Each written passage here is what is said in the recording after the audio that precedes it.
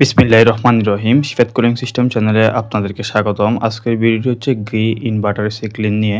এসিটির model হচ্ছে GS18XPUB আর refrigerant হচ্ছে R32G refrigerant সেটি। সর্বপ্রথম হচ্ছে আমরা এসিটি চালিয়ে এটার কুলিং যে পারফরম্যান্স সেটা হচ্ছে চেক করে নিচ্ছি। তারপর দেখে নিচ্ছি এটা তো অন্য কোনো সমস্যা রয়েছে কিনা। এসিটির এয়ার যে ফিল্টার সেটা হচ্ছে একবারে লক করা, তার মানে হচ্ছে কাস্টমার এসিটি ইনস্টলেশন করার পর থেকে হচ্ছে একবারও হচ্ছে এটা এয়ার যে ফিল্টার সেটা হচ্ছে ক্লিন করে নাই। মনে হচ্ছে আমরা এটা নতুন অবস্থা হচ্ছে আনবক্সিং করছি। যারা নতুন ব্যবহার করে তারা হচ্ছে এই বিষয়টা অনেকে হচ্ছে জানেন না। এসির যে এয়ার ফিল্টার সেটা হচ্ছে নিয়মিত হচ্ছে পরিষ্কার রাখতে হবে। এসি মূলত হচ্ছে রুমের যে বাতাস সেটাই হচ্ছে প্রসেস করে আপনাকে হচ্ছে আরামদায়ক একটা তাপমাত্রা হচ্ছে এনে দেয়। এক্ষেত্রে হচ্ছে এসির যে এয়ার ফিল্টার সেটা হচ্ছে নিয়মিত পরিষ্কার রাখতে হবে। এসির এয়ার ফিল্টার যখন ময়লা জমে যায় তখন হচ্ছে বাতাস আর সঠিকভাবে ইন হতে পারে না, তাই হচ্ছে বাতাস সঠিকভাবে হচ্ছে আউটও হতে পারে না, এবং এসির ইনডোর যে ইউনিট সেটা থেকে হচ্ছে যে শব্দ সেটা হচ্ছে করে। তাই আমরা খেয়াল রাখবো নিয়মিত যাতে এসির যে এয়ার ফিল্টার সেটা যাতে পরিষ্কার করা হয়। এসির এয়ার ফিল্টার যদি আপনি নিয়মিত পরিষ্কার না রাখেন এতে করে হচ্ছে এসির যে বিদ্যুৎ বিল সেটা হচ্ছে বেশি আসবে, কারণ হচ্ছে এসি আর সঠিকভাবে হচ্ছে ঠান্ডা হতে পারবে না। এতে করে হচ্ছে দীর্ঘ সময় নিয়ে হচ্ছে এসি হচ্ছে চলবে, এতে করে হচ্ছে বিদ্যুৎ যে বিল সেটা হচ্ছে বেশি আসবে। তো এখানে হচ্ছে আমাদের এসি চেক করা হয়ে গিয়েছে। এখন হচ্ছে আমরা এটা পাওয়ার হচ্ছে ডিসকানেক্ট করে দিব। তারপর হচ্ছে ইনডোর ইউনিটের যে কেসিংগুলো সেগুলো হচ্ছে আমরা পর্যায়ক্রমে খুলে নিব। দেখতে থাকুন ভিডিওর সামনের অংশ।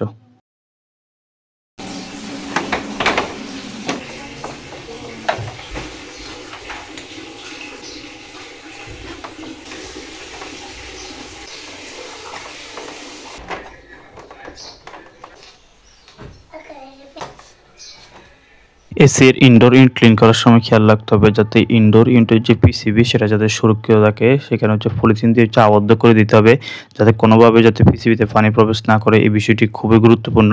আমরা হচ্ছে সার্ভিস যে কিট সেটা হচ্ছে লাগিয়ে নিচ্ছি। তারপর হচ্ছে প্রেসার ওয়াশারের সাহায্যে সুন্দরভাবে হচ্ছে ইনডোর ইউনিটের কুলিং যে কয়েল সেটা হচ্ছে আমরা ক্লিন করে নেব, এবং যে ব্লোয়ার যেটি সেটা হচ্ছে আমরা সুন্দরভাবে হচ্ছে ক্লিন করে নেব। এই ক্ষেত্রে খেয়াল রাখতে হবে যাতে ইনডোর ইউনিটের কুলিং যে কয়েল সেখানে বেশি প্রেসার দেওয়া যাবে না, এই বিষয়টি লক্ষণীয়।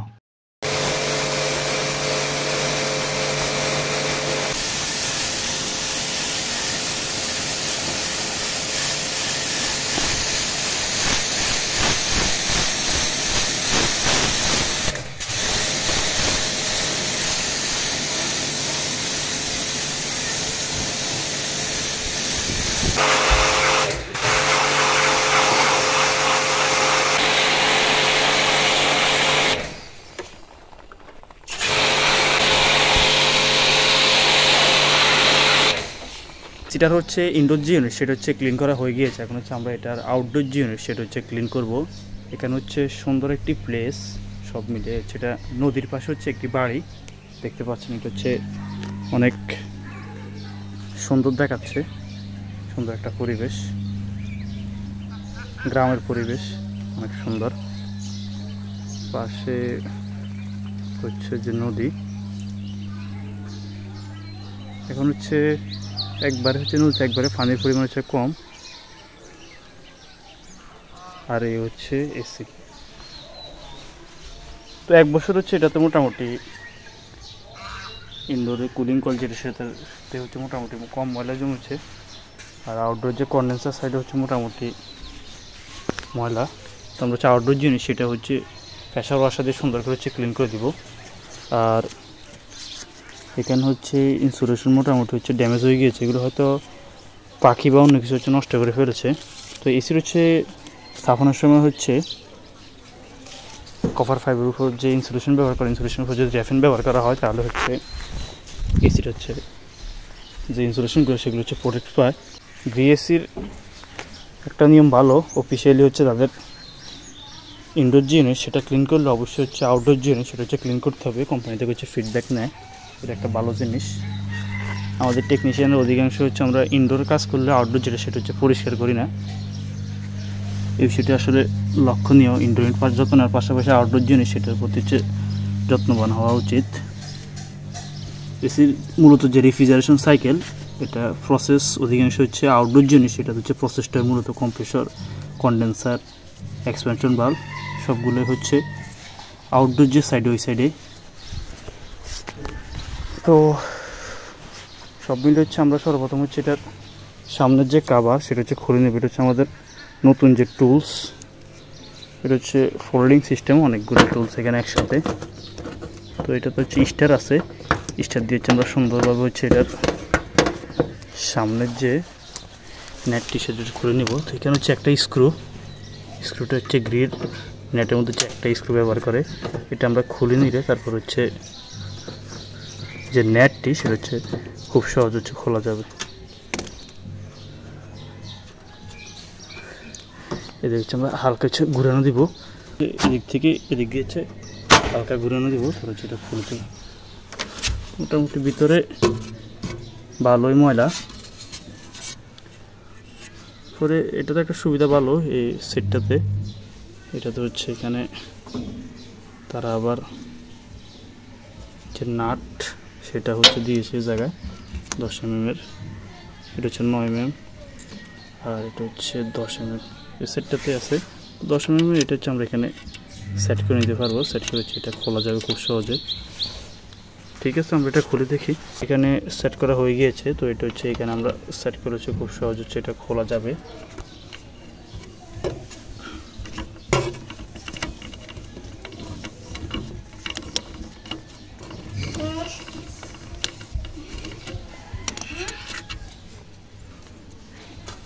এখানে টান দিলে আসতে হচ্ছে এটা চলে আসবে। একটা পলিথিন নিয়ে আসো যাও। এরপর হচ্ছে এটা আমরা সুন্দরভাবে হচ্ছে পলিথিন দিয়ে আবদ্ধ করে নিব, তারপর হচ্ছে আমরা এটা সুন্দরভাবে হচ্ছে কাজ করে নেব। তো সুন্দর একটা কাজের জিনিস। আর আসবো না? আচ্ছা, সুন্দর একটা কাজের জিনিস সব মিলিয়ে। এসির আউটডোর জিনিস সেটা স্থাপনার সময় খেয়াল রাখবেন যাতে সামনের যে গরম বাতাস সেটা যাতে খুব সহজে আউট হতে পারে এবং পিছনের সাইডে হচ্ছে বাতাস যাতে খুব সহজে ইন হতে পারে। আর আউটডোর ক্লিন করার সময় খেয়াল রাখতে হবে যাতে পিসিবিতে যাতে কোনোভাবে যাতে পানি প্রবেশ না করে, এই বিষয়টি খুবই গুরুত্বপূর্ণ। তো আমাদের হচ্ছে এখানে পলিথিন লাগানো হয়ে গিয়েছে, তারপর আমরা সুন্দরভাবে প্রেসার ওয়াশারের সাহায্যে ক্লিন করে নিব। দেখতে থাকুন ভিডিওর সামনের অংশ।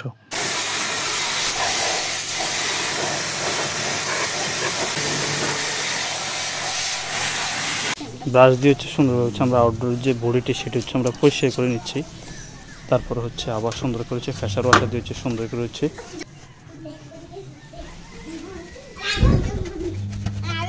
এটা হচ্ছে গ্রিব্যান্ডের GS18 XPUV মডেলের এসির আউটডোর জিনিস সেটি। এটা তো হচ্ছে কপার যে কন্ডেন্সার সেটা হচ্ছে ব্যবহার করা হয়েছে।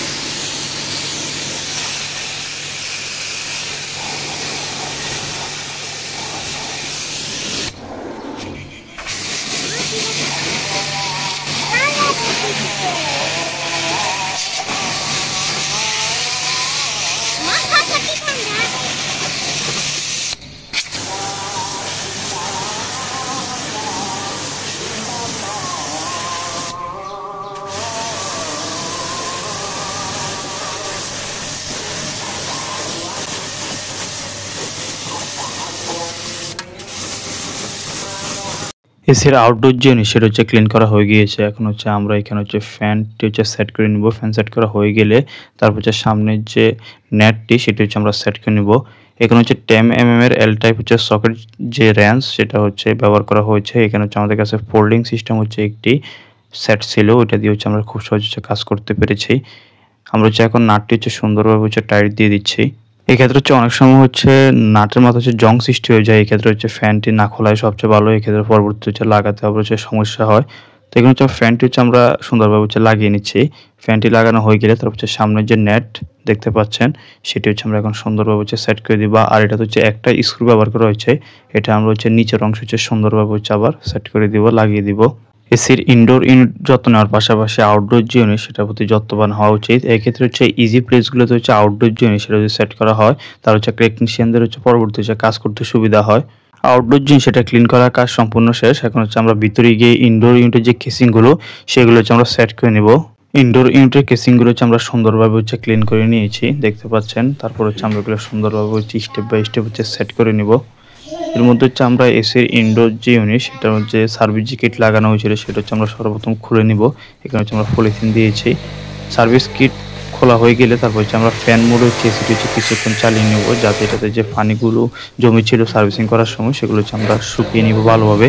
পানিগুলো ভালোভাবে শুকানো হয়ে গেলে তারপর হচ্ছে আমরা পাওয়ারটি হচ্ছে আবার ডিসকানেক্ট করে দেবো। আবার ডিসকানেক্ট করে তারপর হচ্ছে পুনরায় হচ্ছে কেসিংটি হচ্ছে সুন্দরভাবে হচ্ছে সেট করে নিব। দেখতে থাকুন ভিডিওর সামনের অংশ।